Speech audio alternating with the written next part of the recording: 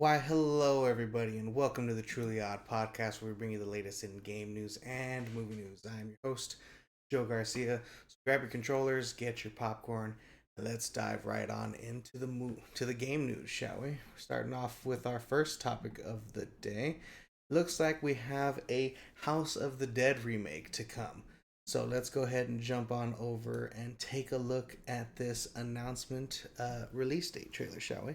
Now, I want to remind you guys that since this is YouTube, they're a bit sensitive to music and playing stuff like that. So forgive me if I need to make some minor adjustments or some volume changes. But we're gonna try to watch this together. If you want to watch it on your own, I'll have it in the description down below so you can take a look at it anytime you want. Let's go ahead and check out this trailer.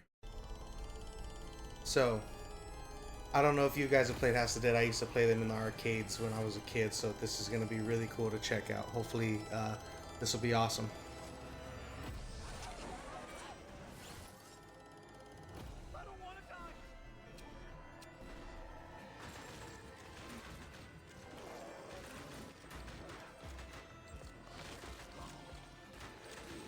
Looks phenomenal. I like that it's not too modern graphics. They still kept that pixelated look. It feels, or that older look. August 7th. So guys, on August 7th, are you going to be checking out the House of the Dead remake? I am not gonna lie, I'm pretty excited for this. I used to play House of the Dead all the time in the arcades. That was like the go-to game to play. Spend like hours just playing that, putting in coin after coin after coin. So, but yeah, let me know what you guys think. Is this an exciting game for you to play? I'm hoping that it has like a VR setting.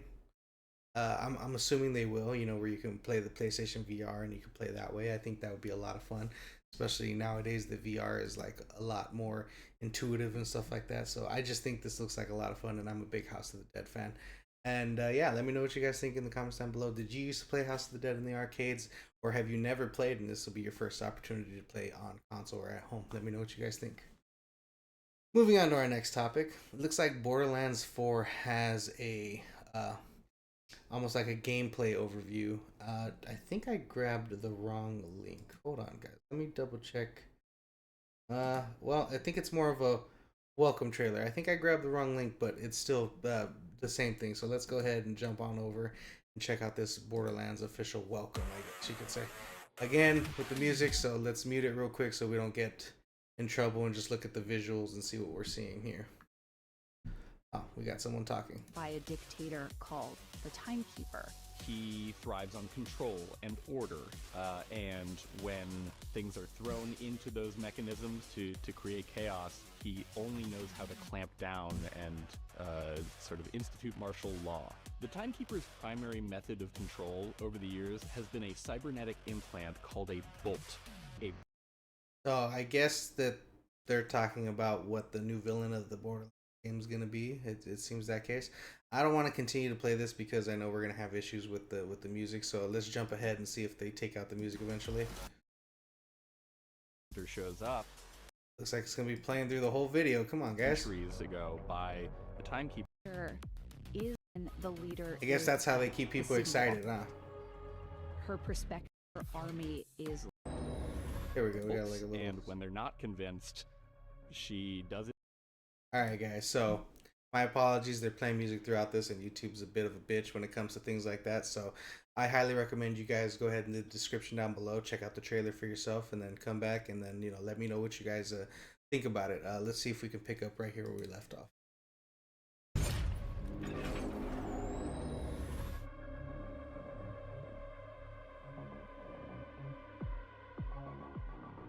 More music. We also, of course, have the Timekeeper as our primary villain in Borderlands 4. And when we were approaching how to write the Timekeeper, we certainly looked back on all of our previous main villains and considered how we wanted to approach the Timekeeper differently. Yeah. So what do you guys think about this Timekeeper character? Are you excited to check him out, see what they're going to do with him during the story? I personally haven't played a Borderlands game, and that's just because I don't know. While I enjoy the art style, I played the gameplay is just not for me. I don't know why. It's just certain games are like that where people say they're really good and they're just not for you. I have a friend who can't stand The Last of Us, and it has to do with the gameplay, the way that the game plays, and he's just not into it. And that's just how some gamers are, And this one seems to be one of those games for me. So Borderlands is probably a game I won't be picking up. But let me know what you guys think. Is this exciting for you? Are you looking forward to the next chapter in the Borderlands story? Does this timekeeper villain or character seem to interest you and make you interested in the game? Sadly for me, I checked this video out before I watched it here with you guys, and it just didn't capture me. So Borderlands is not a game I'm going to be playing, sadly. But, maybe you guys could change my mind if you're interested in doing so. But let me know what you guys think. Moving on to our next topic, we have Mafia. We have a 9-minute gameplay exclusive from Mafia from IGN. It's a first look, so we're going to go ahead and take a look at this gameplay, and hopefully you guys enjoy. Again, everything's in the description down below if you don't want my face blocking your guys' experience, but if you want to hear my commentary, let's go ahead and take a look.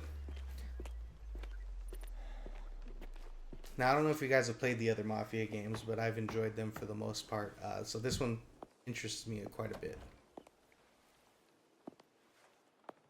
Come in.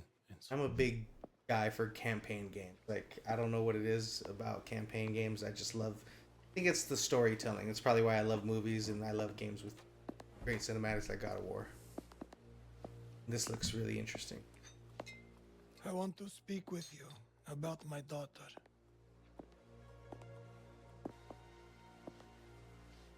I think they cut some stuff out there. Pretty When sure. Isabella became involved, however, it became our business.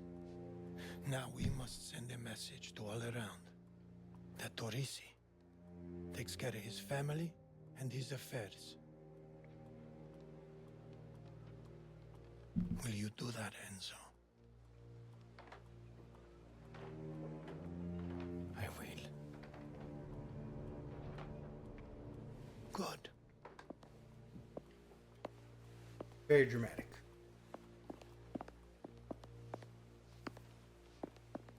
Let's go.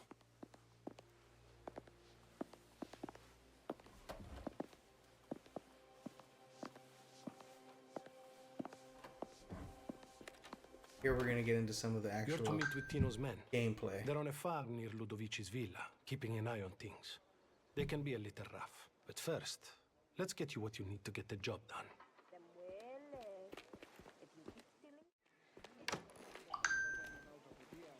Hear me, guys. Careful what you say around my wife.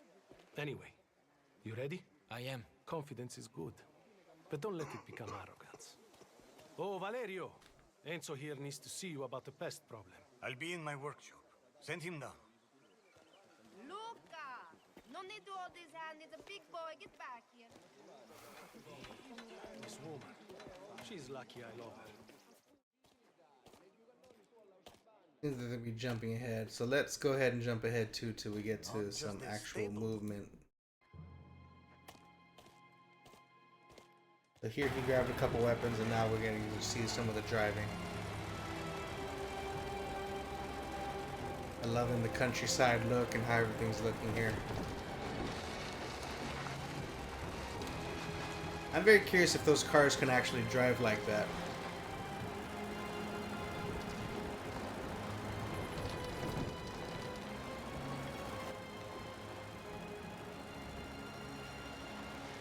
Let's jump ahead till he gets to his location. To the ruins of the old castle. We're talking, and here we go. Here's some of the gameplay stuff. The other ones were kind of Grand Theft Auto-esque. This one doesn't seem as Grand Theft Auto-y, if that makes sense, but still has a similar feel.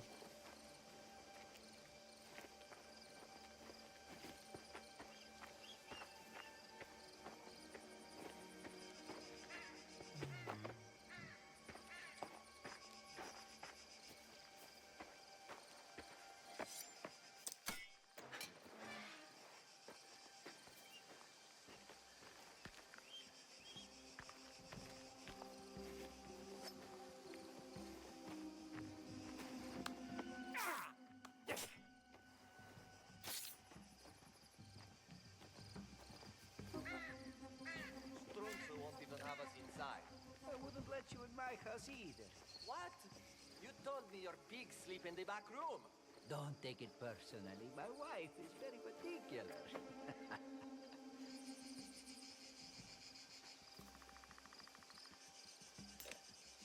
What are you guys thinking of this gameplay so far? Seems pretty normal-esque gameplay from standards Assassin's Creed and stuff like that.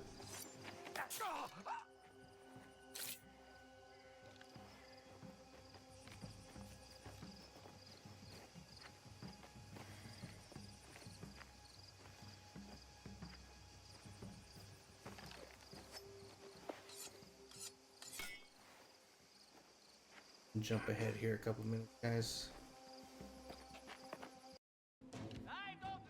I always do this when they... One second. Have you guys noticed any time that they're doing like gameplay footage or stuff like that, they always show you like the slowest parts for, let's say it's a 10 minute, this one's 9 minutes. They show you the slowest part for the first 6 minutes. And then the last 3 minutes, a little bit of excitement, still slow. And then finally the last minute and a half, you get action. It's a bit annoying, honestly, if you ask me. Let me know what you guys think about it.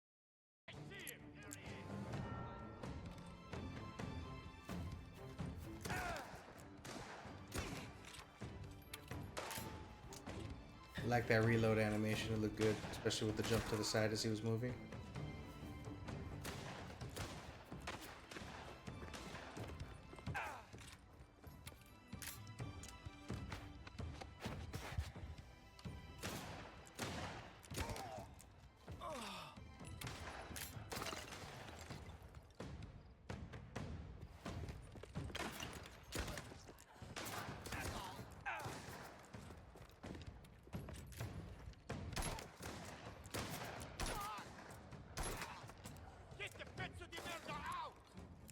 I wonder what kind of gun that is.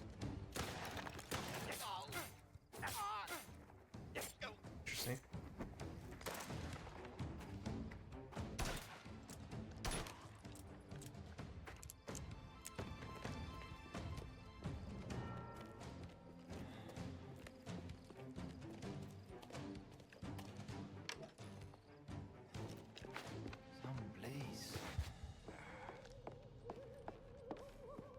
Pull out your shotgun, bro. Okay, now we're into the last cinematic.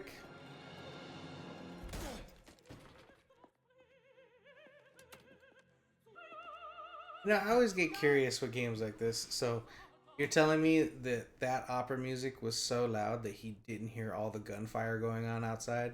I think not. But yeah, sometimes you just have to, you know, suspend your have disbelief in some of the dumb shit that happens with some of these characters going on in the game.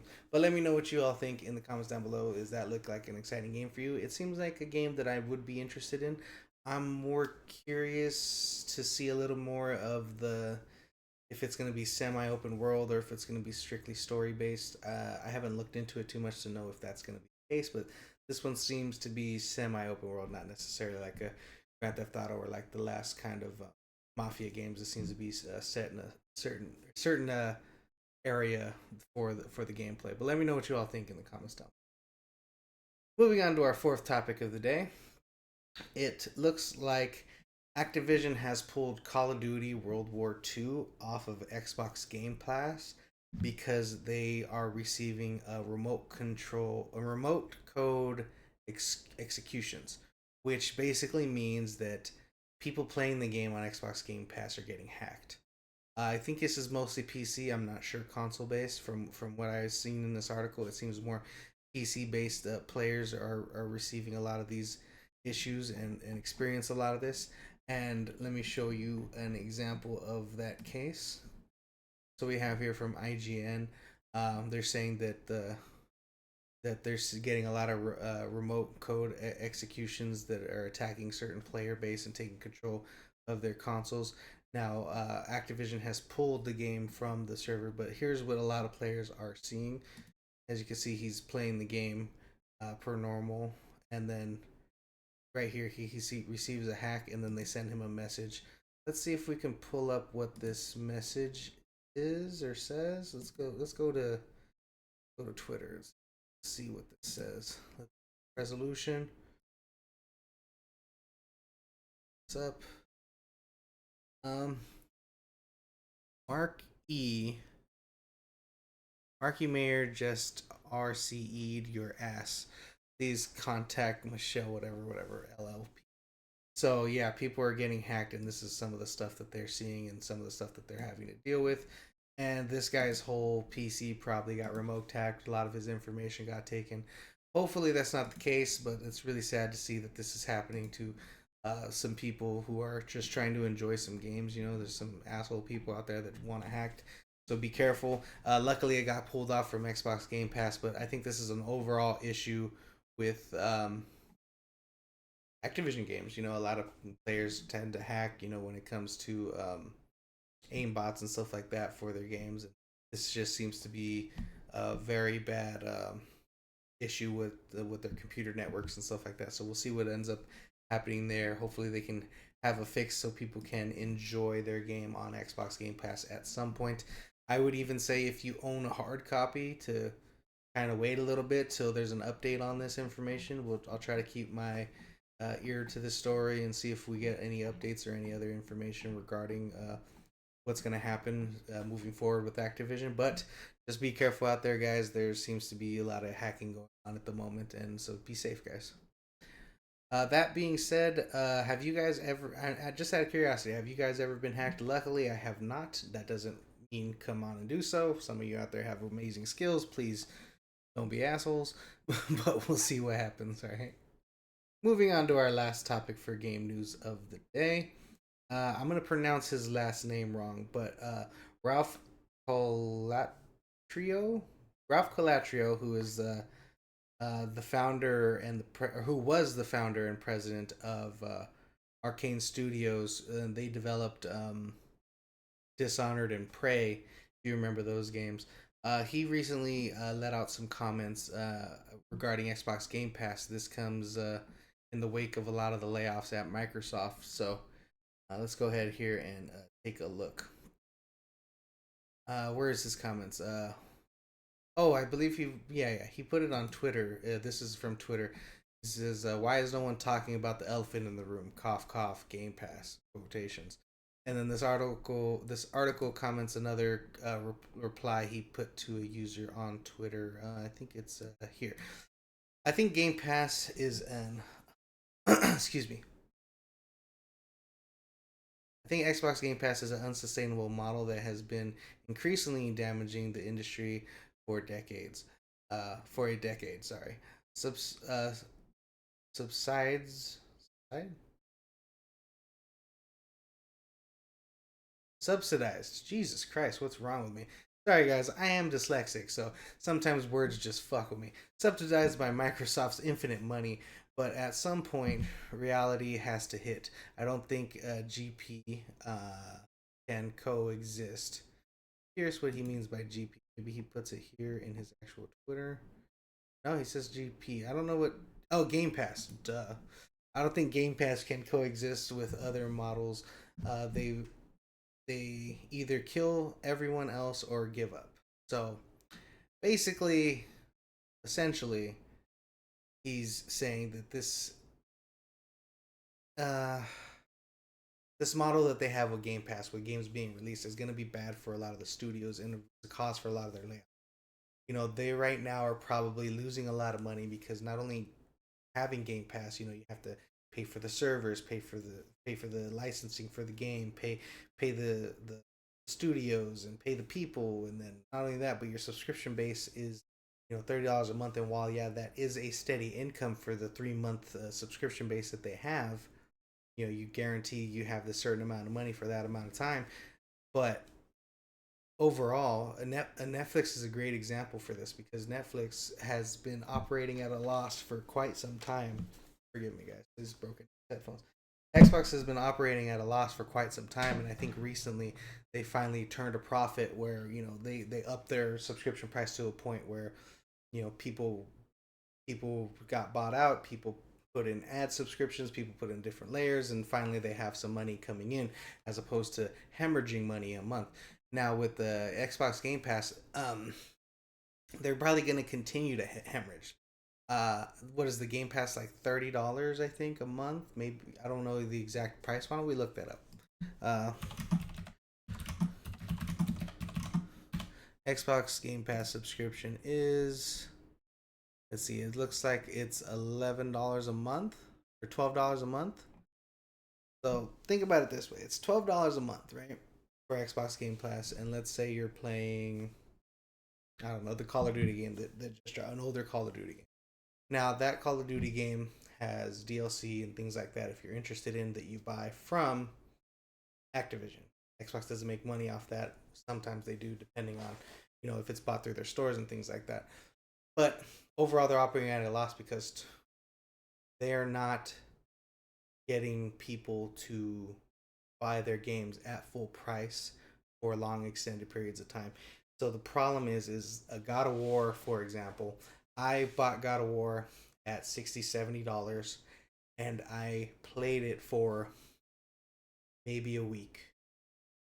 That's not knocking the game, but you do the story, you do the new game plus, you get all the trophies, and then you're kind of done. And then you're on to the next game. So PlayStation right now, they do have something similar to this with PlayStation Now. I don't even think they call it that no more. But anyways, with PlayStation Now and stuff like that. But the way that they're doing is they're making full money for the game that they're releasing. And Xbox is not. They tend to be releasing these as they're going along. So they are losing money with the initial release for these products. What they should do, and what they probably will end up doing in the future, is they need to make the money off their initial release. And after they make the money off their initial release, 90 days, months down the road, then put it on Game Pass. The players that are interested in playing it right away will pay full price, pay it, and continue to play it until they get tired of it. And then once it gets on Game Pass, you get your second wave of people that are interested in the game. But right now, they don't seem to be doing that. They don't seem to be interested in that. I think they're experimenting a lot with this model.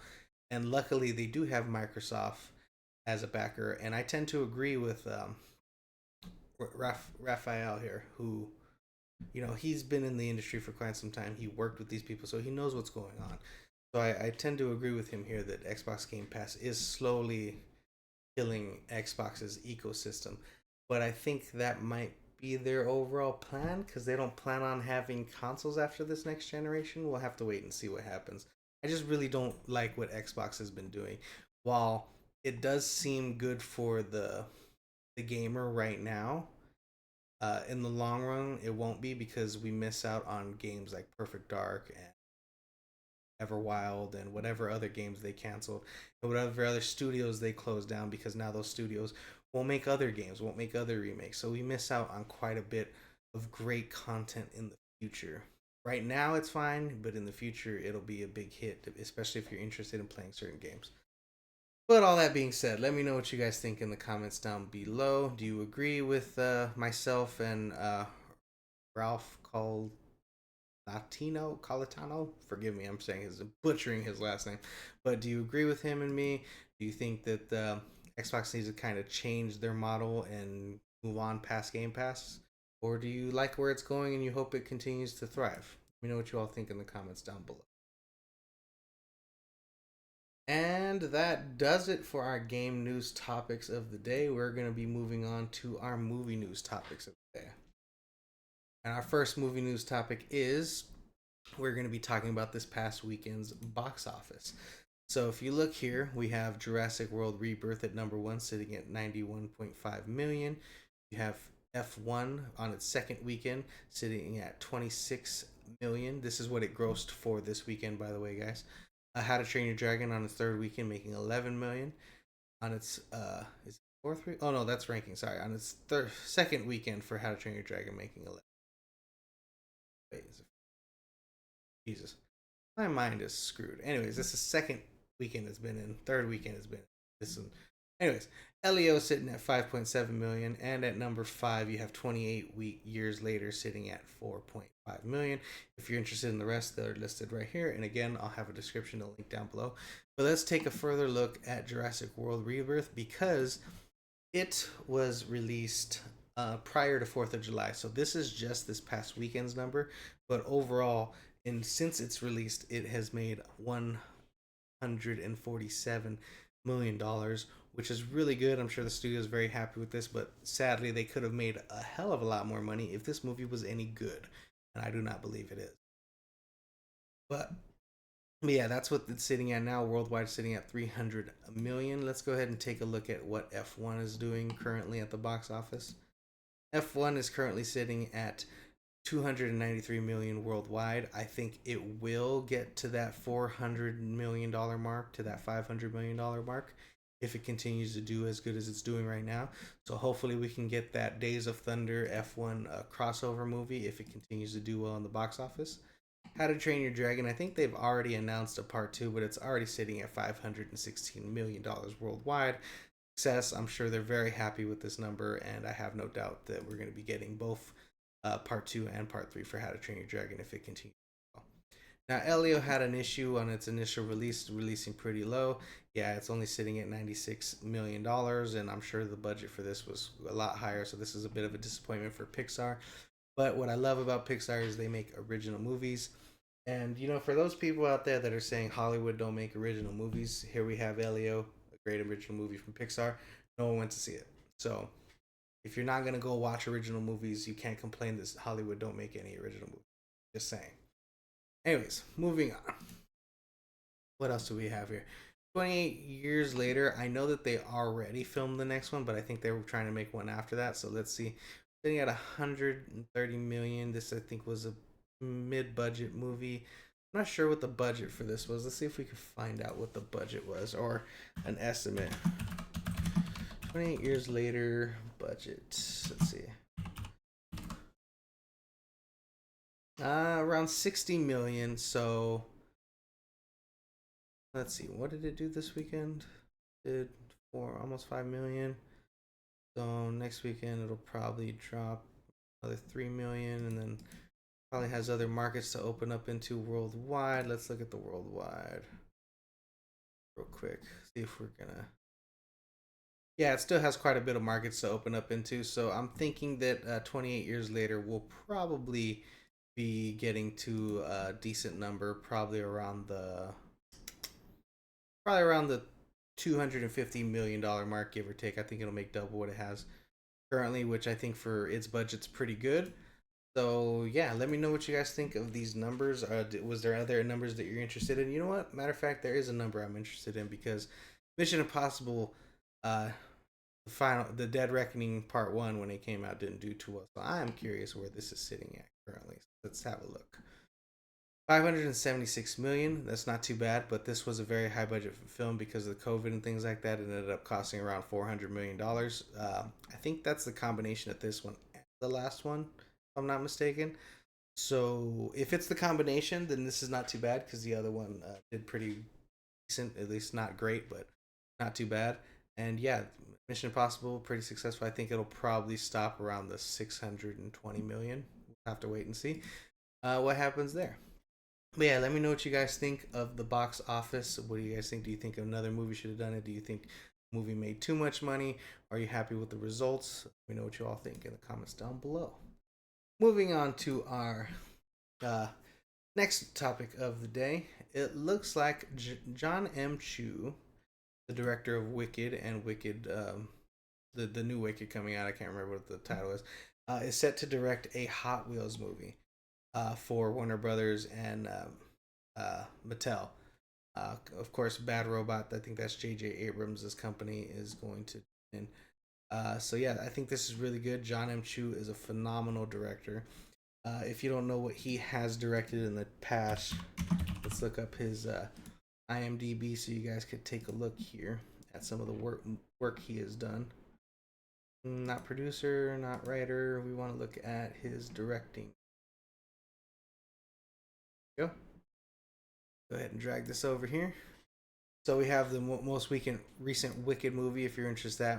Wicked for Good also coming out. He's set to direct the Split Fiction movie and Crazy Rich Asians. So he's a very, very busy man. But he has done quite a quite a bit of good movies. I loved Crazy Rich Asians. I think it's a great movie.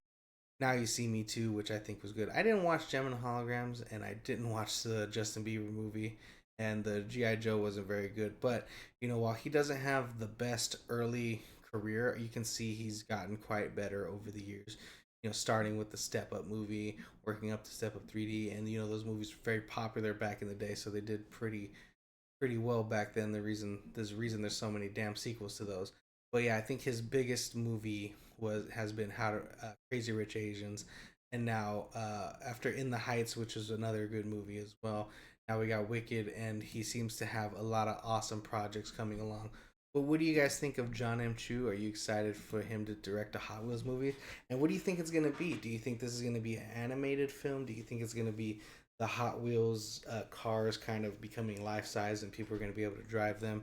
It's going to kind of be like a Barbie movie where you go into another room. I'm very curious what they're going to end up doing with this movie, but I'm excited to see John M. Chu take over this. But it's going to probably be a while before we see this movie if he has all these other projects he's working on. Let me know what you guys think in the comments down below. Moving on to our next topic. If you have not heard, it's Cosmo Jarvis, who was one of the stars of Shogun. He was the British guy. This gentleman right here was originally set to star in Christopher Nolan's Odyssey, but it looks like he's going to be replaced by Logan Marshall Green. He's that guy that looks like Tom Hardy. I think he was in the movie Upgrade. You can't really recognize him here with the glasses. At least I don't recognize him. Let's look up a better picture of him so you guys could see who I'm talking about. Why did my thing not copy? I don't know why it's taking everything. Come on, Logan Marshall Green, that's all. Yeah, that's him, right? This is him right here. So he has a bit of that Tom Hardy look to him. He was an Upgrade in quite a few other movies, so he's a good actor. So we don't got to worry about that right there. As you can see, there's Tom Hardy right here, and this is him. So yeah, they look quite similar if you ask me. But he seems to be replacing Cosmo Jarvis because of some scheduling conflicts with Cosmo Jarvis. He's also set to be in the young Stalin movie that they're making. It's about the Russian dictator. So I think this is sad to see. I'm sure Cosmo Jarvis is a bit upset about the scheduling conflict after doing so well in Shogun to be in a Christopher Nolan movie and then not have the opportunity. But, excuse me, if he's going to be the main star of the Stalin movie, I can see why he had to make this decision. As opposed to having a smaller role, he can, really focus on his bigger and breakout roles. And I'm sure that he's going to also be in Shogun season 2 whenever they get the ball rolling on that. So, again, but sad to see him go. But I think this is a great replacement with Marshall Green, and I think Marshall Green is going to do a great job. But let me know what you guys think. Are you sad you're not going to see Cosmo Jarvis in the Odyssey? Were you hoping to see him? Know what you guys think in the comments down below. Moving on to our fourth movie news topic of the day. It looks like The Last of Us co-creator Neil Druckmann is going to be stepping back from creative on season 3. And this makes a lot of sense because, Neil Druckmann is the head of studio for Naughty Dog. If I'm not mistaken, he should be the head of studio for Naughty Dog. It's been a while since I looked that up. But so he has a job to do already, but luckily, it was a co-production with Sony Studios and with HBO, so they kind of gave him the leeway to help with the creative on that aspect. And right now, he needs to focus on one of his games that's going to be released.